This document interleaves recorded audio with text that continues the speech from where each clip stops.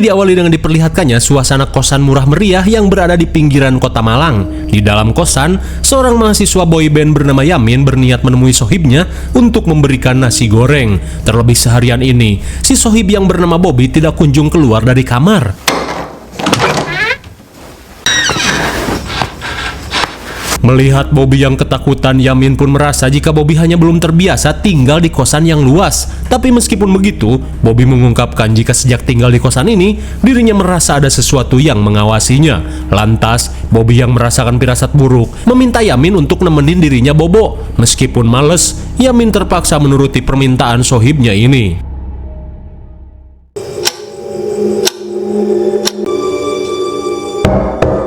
Di pagi buta, Bobby yang terbangun seketika panik saat mendengar suara ketukan di pintu kamarnya. Tak sampai di situ, ia pun mendengar suara cangkul dari kebun pisang di belakang kosan.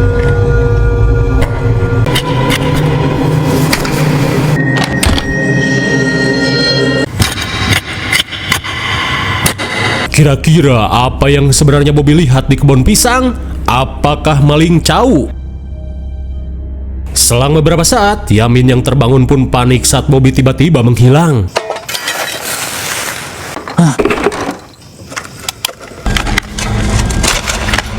Yamin pun heran saat melihat Bobby yang sedang sibuk menggali di kebun pisang.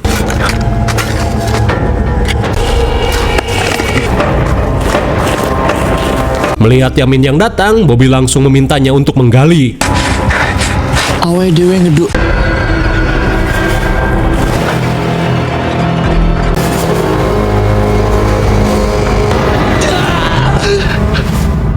Astagfirullah, sontak Bobby yang terbangun pun syok saat ia memimpikan dirinya terkubur di kebun pisang. Kemudian, Bobby yang semakin ketakutan merasa jika mimpi tadi merupakan pertanda jika kematiannya sudah dekat.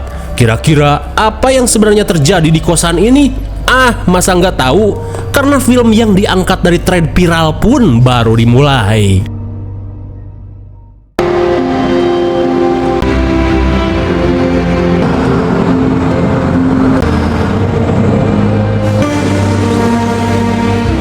Di keesokan harinya, scene beralih pada seorang kewes cantik bernama Lena yang baru sampai di terminal Malang, di mana Lena yang sedang menunggu jemputan kakaknya langsung mendapat telepon dari orang tuanya yang memberikan wejangan untuk fokus belajar agar tidak menjadi mahasiswa abadi seperti kakaknya. Namun di saat itu pula, si kakak yang bernama Ben langsung kesal saat mendengar bacotan keluarganya yang selalu menganggap dirinya remeh. Hingga setelah telepon berakhir, Ben langsung mengajak Lena pergi ke kosan.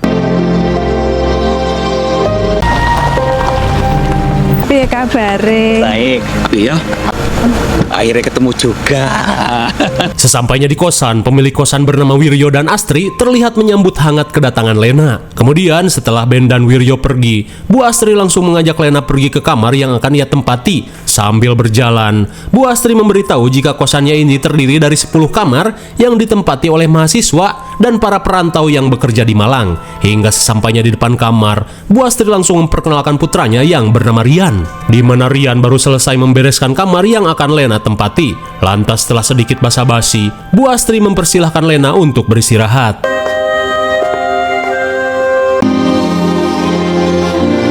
Sontak Lena pun terperangah saat melihat luasnya kamar kosan ini meski dengan harga yang murah.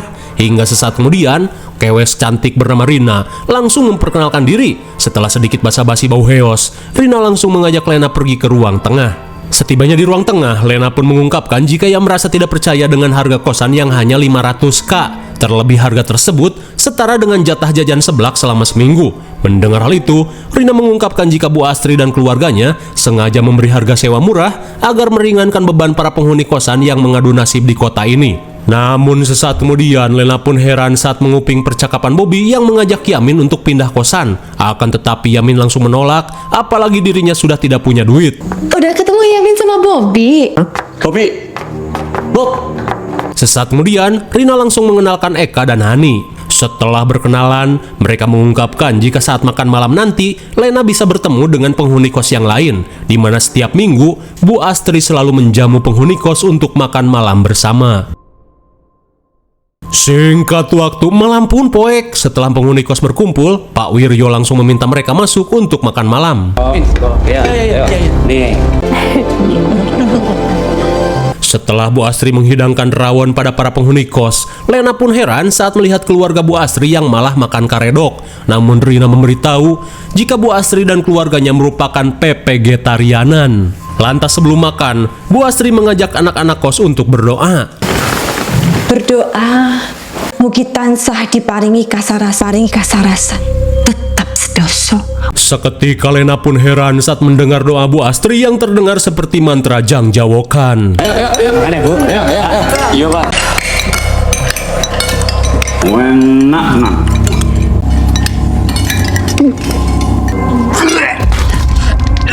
Namun baru saja satu suapan, tiba-tiba saja Bobby langsung muntah.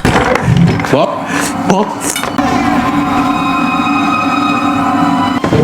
Iya. Yo. Di saat itu pula, Lena pun semakin heran dan merasa jika ada sesuatu dalam hidangan ini.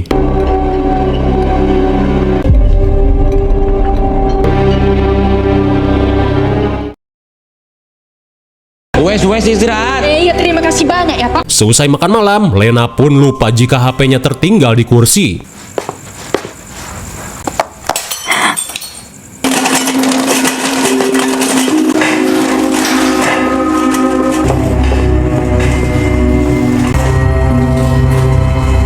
Sontak Lena pun heran saat melihat Bu Astri yang membawa semua piring kotor ke dalam gudang.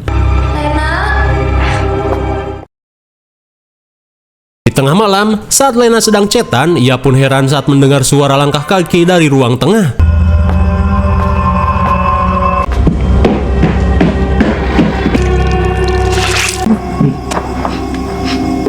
Bobby kenapa? Melihat Bobby seperti mengalami gejala tipes, Lena pun berniat untuk membantu. Namun belum sempat Lena pergi, tiba-tiba Bobby berkata jika mereka semua akan mati. Hingga saat Bobby tersadar, ia yang ketakutan mengungkapkan mimpi buruknya, di mana ia sempat melihat banyak pocong tergantung di pohon pisang, bak kepompong ninja di film Naruto. Ia pun kembali meyakinkan Yamin untuk pergi sebelum terlambat. Bobby.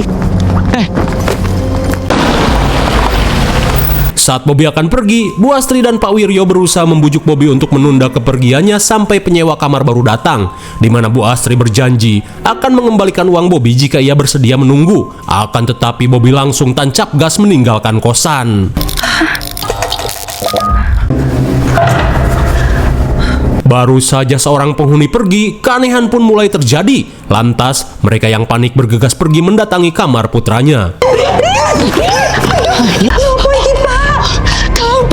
Astagfirullah, sontak mereka pun syok parah saat melihat Rian yang geger-began dengan tangan yang borok. Tak cuma itu, tanaman di kamar Rian tiba-tiba mati secara mendadak.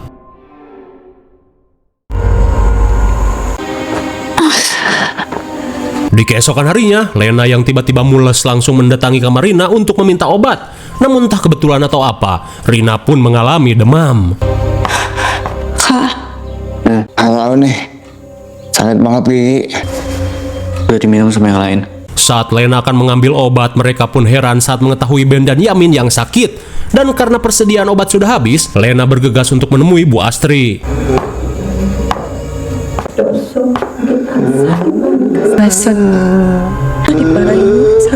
Sontak Lena pun heran saat melihat kondisi Rian yang semakin ripuh. Hingga sesaat kemudian, Pak Wiryo langsung menghampiri Lena. Lain kali jangan nyelonong masuk yuk. Singkat waktu, malam pun kembali poek. Lena yang mendengar suara kucing malah ngadi-ngadi dengan apruk-aprukan ke kebun cau.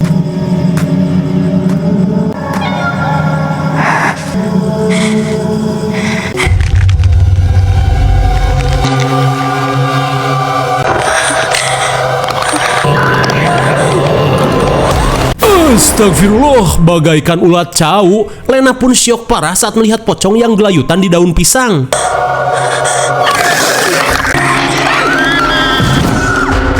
Di saat itu pula, Ben yang mendengar suara teriakan Lena mengajak teman-temannya untuk mencari ke kebun pisang. Ben. Saat Ben dan yang lainnya datang, Lena yang ketakutan mengungkapkan jika dirinya diserang sosok pocong. Sekembalinya ke kosan, Ben yang open-minded merasa jika Lena halu. Tapi di saat itu pula, Yamin merasa jika teror pocong yang dialami Lena serupa dengan kesaksian Bobby. Namun meskipun begitu, Ben tidak mempercayai hal tersebut. Terlebih selama 6 tahun tinggal di kosan, ia tidak pernah mengalami keanehan. Sesaat kemudian, Rina yang khawatir memutuskan untuk menginap di kamar Lena.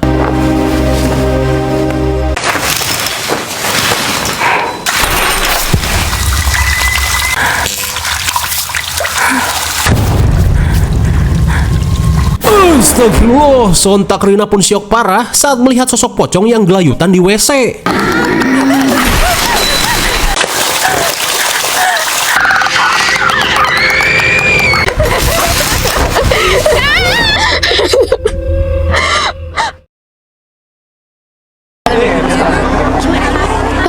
Di keesokan harinya, Rina pun menceritakan teror pocong yang semalam ia alami. Namun seperti biasa, Ben yang paling open-minded tidak percaya akan hal tersebut.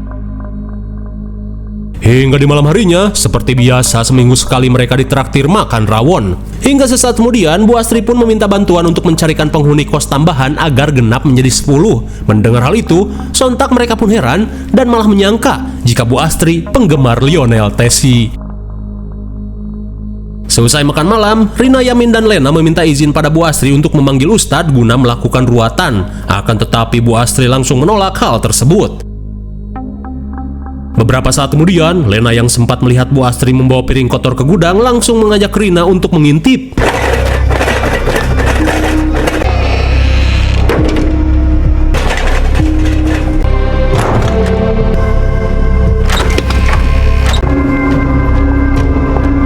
Setelah Bu Astri pergi, Rina yang kepo mengajak Lena untuk mengecek gudang. Mendengar suara mengerikan dari dalam gudang, mereka yang ketakutan akhirnya pulang.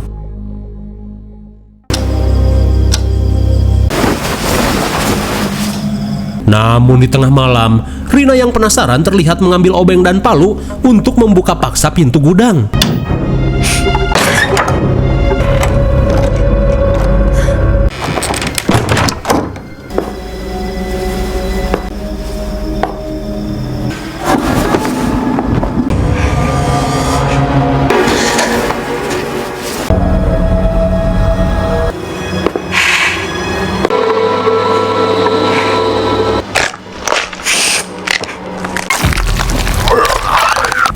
Sekali, Rina pun syok parah saat melihat sosok pocong sedang menjilati piring kotor. Sungguh gak punya modal.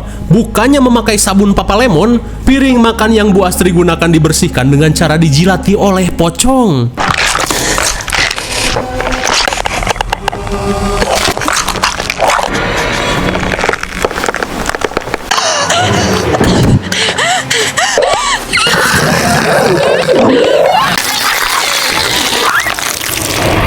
Sangat menggelehkan. Rina yang terkena setun pocong hanya bisa pasrah saat dirinya dipaksa menyepang lidah pocong yang bau bangke. Tolong ya, jangan kalian tanya apakah Rina akan baik-baik saja.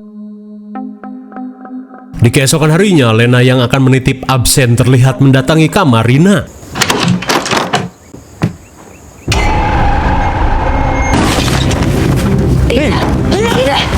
Innalillahi, sungguh mengerikan. Mereka pun syok parah saat menemukan Rina tewas dengan keadaan kepencet emot alias keked.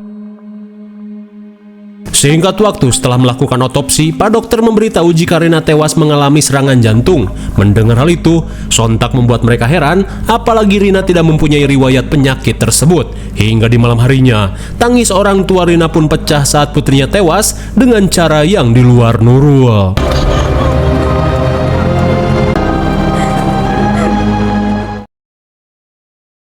Di keesokan harinya, Lena yang curiga terlihat menemui Bu Astri dan Pak Wiryo untuk menanyakan apa yang sebenarnya tersimpan di gudang belakang. Terlebih sebelum Rina keked, dirinya sempat mendengar suara aneh dari dalam gudang itu. Namun Bu Astri merasa jika apa yang mereka dengar hanyalah suara si Jerry. Apalagi gudang tersebut ia jadikan sebagai tempat penyimpanan piring kotor yang akan dicuci. Hingga sesaat kemudian, Bu Astri dan Pak Wiryo seketika panik saat mendengar suara Rian yang kesakitan. Inang ya Pak. Mana Gawe Rian kamar sing anyar toh. Melihat kompilasi Kesrek dan Budugrian yang semakin ripuh, Pak Wiryo berusaha membujuk istrinya untuk bertobat dan menghentikan kemusyrikan yang mereka lakukan. Tapi jelas saja, Bu Astri yang tak ingin hidup belangsak tak menggubris hal tersebut.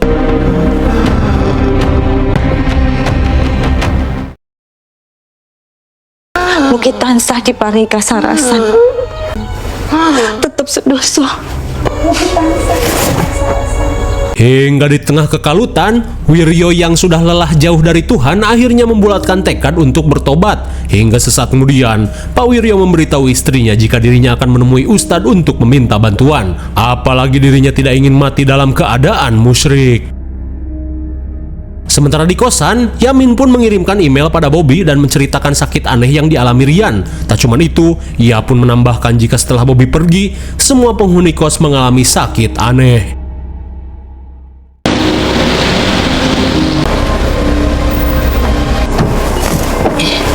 Di malam harinya, setelah mendapat air doa dari Pak Ustadz, Wiryo pun bergegas pergi menuju gudang. Di saat itu pula, Lena yang penasaran bergegas membuntuti Pak Wiryo. Akan tetapi, perhatian Lena teralihkan saat mendengar suara aneh dari dapur.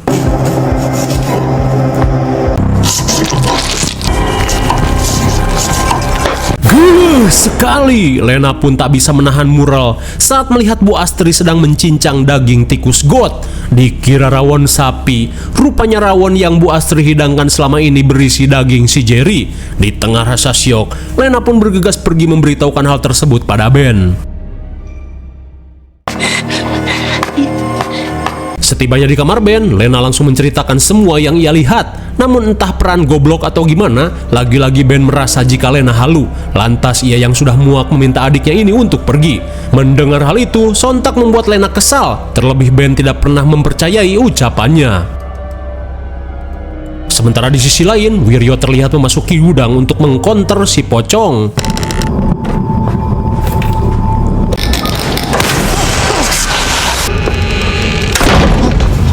Di tengah keanehan yang terjadi, Wiryo pun berusaha menguatkan mental untuk menghadapi si pocong.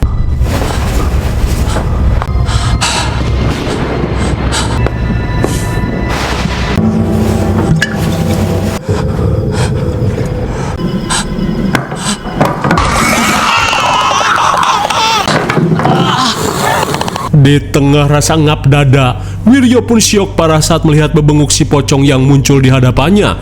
Namun entah panik atau apa, Pak Wiryo terlihat kesulitan membaca syahadat.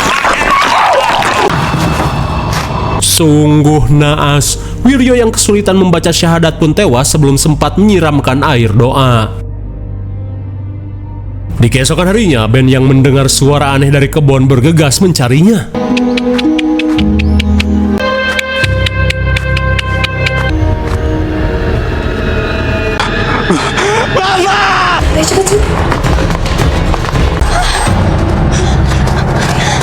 Astagfirullah, semua orang pun syok parah saat melihat Pak Wiryo tewas gelayutan di kebun pisang. Namun sungguh tak bisa dipikirkan secara logika. Batang pisang mampu menahan berat badan Pak Wiryo. Gimana caranya? Coba dipikirkan secara logika, ayo.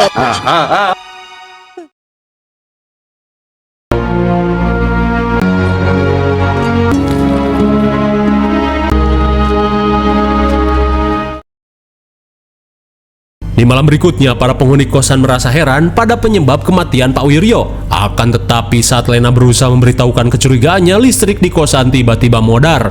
Di tengah keadaan poek, Ben mengajak para cowok untuk pergi mengecek listrik. Di saat itu pula, Bu Astri yang sedang menjaga Rian bergegas pergi untuk meminta bantuan anak-anak menyalakan listrik.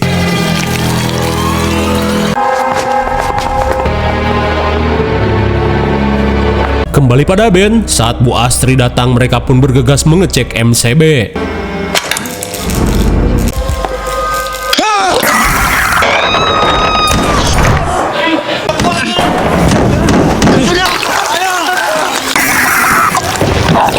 Bagaikan sosok alienan, mereka pun bergidik ngeri saat melihat kepala yang muncul dari lidah si pocong. Namun untungnya, mereka berhasil mendobrak pintu dan lolos dari serangan pocong ini. Kembali ke kamar, karena listrik tidak kunjung menyala, Hani mengajak Sophia untuk menyusul Ben.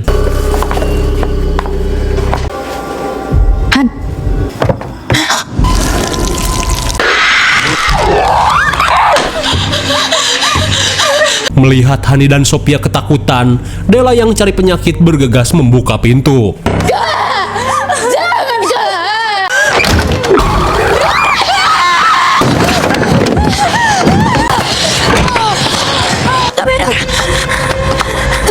Di tengah ketakutan, Lena mengungkapkan jika mereka mengalami teror dari sosok pocong.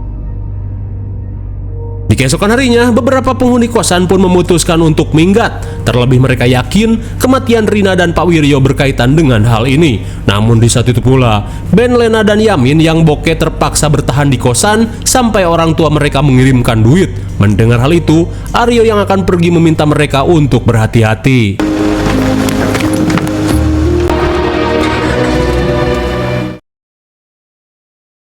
Singkat waktu, setelah para penghuni kos pergi, Ben yang penasaran berusaha menanyakan apa yang sebenarnya terjadi di tempat ini. Akan tetapi, Bu Astri yang pura-pura goblok mengungkapkan jika dirinya sama sekali tidak mengetahui apa yang terjadi, di mana Bu Astri hanya meminta mereka untuk bertahan di kosannya. Terlebih setelah kematian Pak Wiryo, dirinya hanya tinggal bersama Rian yang mengalami sakit aneh. Lantas, saat mereka kembali menyarankan memanggil Ustadz, Bu Astri berkata jika ia lebih percaya pada seorang mage warrior.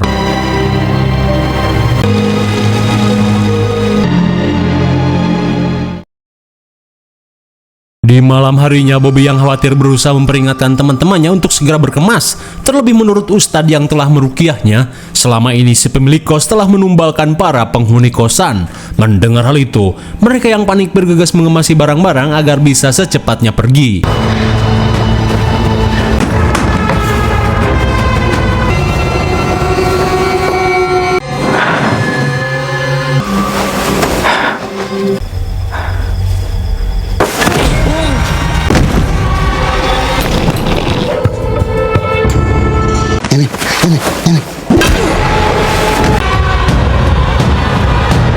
Suwe sekali, Bu Astri yang datang berhasil menggagalkan pelarian Ben dan Yamin.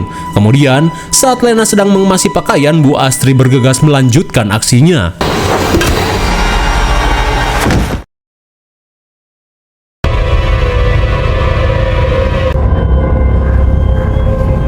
Singkat cerita, saat Lena dan yang lainnya siuman, Bu Astri kembali berusaha menyuapi Lena dengan rawon buatannya. Namun Lena yang menyadari rawon tersebut terbuat dari daging tikus, berusaha untuk berontak. Di tengah kekesalan, Bu Astri yang musyrik mengungkapkan jika rawon tikus buatannya merupakan media persembahan untuk si pocong guna menyerap sukma para tumbal, di mana bekas makanan mereka akan dipersembahkan pada si pocong untuk digero. Supaya iblis Tak cuman itu, Bu Astri pun menceritakan awal dari kemusyrikannya, di mana 22 tahun lalu, Bu Astri dan Wiryo yang belum siap hidup belangsak setelah perusahaannya bangkar, akhirnya nekat masuk ke dalam sekte sesat penyembah pocong gantung.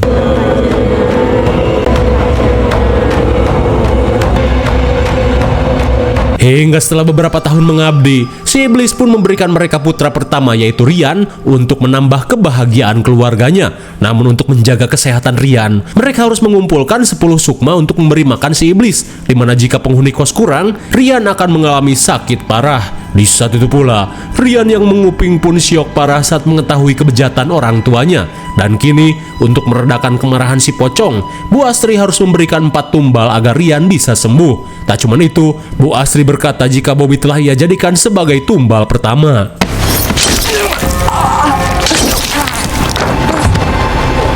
Sontak mereka pun syok parah saat mengetahui Bobby telah dihabisi. Lantas Bu Astri yang tidak ingin membuang waktu bergegas membius Yamin.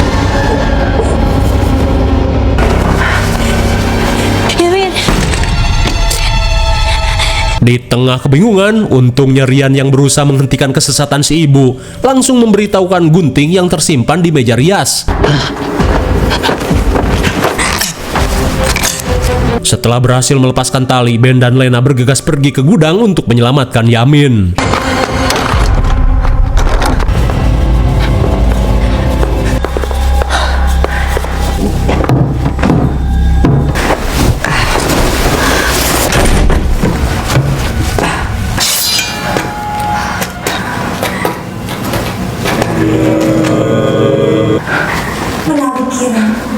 mugi tansah diparingi kasarasan, Saat Bu Astri melakukan ritual, mereka pun mengendap-endap untuk menghentikan ritual tersebut. Mugi tansah diparing paring.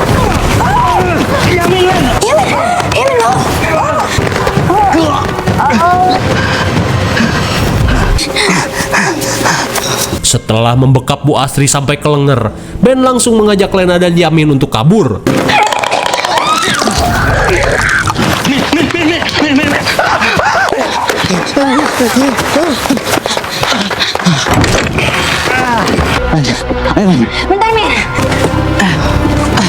Setelah berhasil lolos dari skuad pocong Roblox, mereka yang keluar melalui jalan rahasia di kebun bergegas mencari jalan kabur.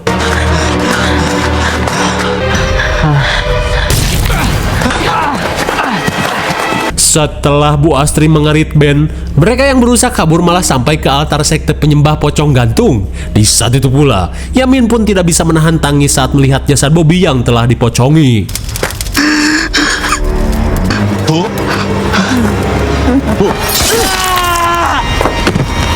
Setelah Yamin kalah adu mekanik lawan emak-emak, Bu Astri pun bersiap menyerang Lena. Udah.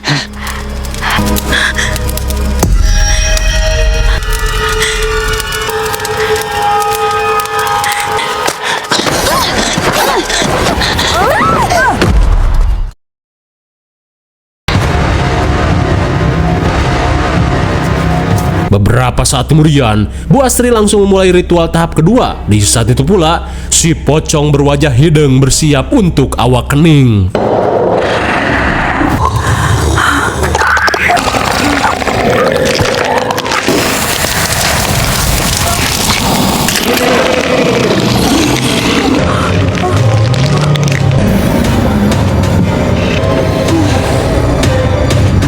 Astagfirullah, betapa syoknya Lena saat melihat awak kening si pocong, dan kini si iblis bersiap menyantap jasad Bobby.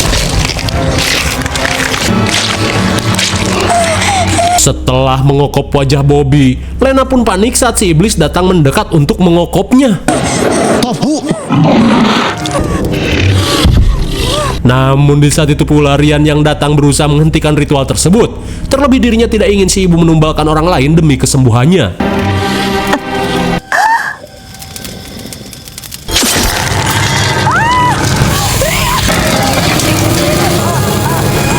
Tanpa diduga, Rian nekat melakukan diskon umur untuk mengakhiri kesesatan si ibu. Dan bersamaan dengan tewasnya Rian, si iblis ireng pun lenyap entah kemana. Hingga di tengah kesedihan, Bu Astri yang merasa hidupnya sudah tidak berarti, berniat melakukan sesuatu.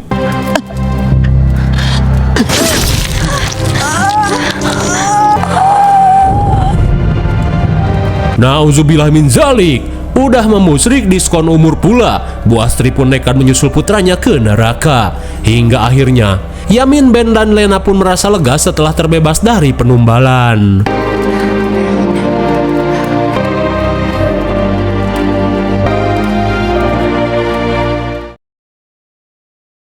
Singkat cerita, beberapa bulan kemudian, setelah kematian keluarga Bu Astri, kosan kosong ini malah menjadi sarang pocong gantung. Namun gua heran sama motor yang terparkir di kosan terbengkalai ini. Apakah milik keluarga sutradara? Ya ndak tahu, karena film pun sudah berakhir. Bagaimana? Menyeramkan sekali bukan? Tak perlu dijelaskan lagi karena sudah jelas. Yang tidak jelas, siapa pemilik motor itu yang sebenarnya?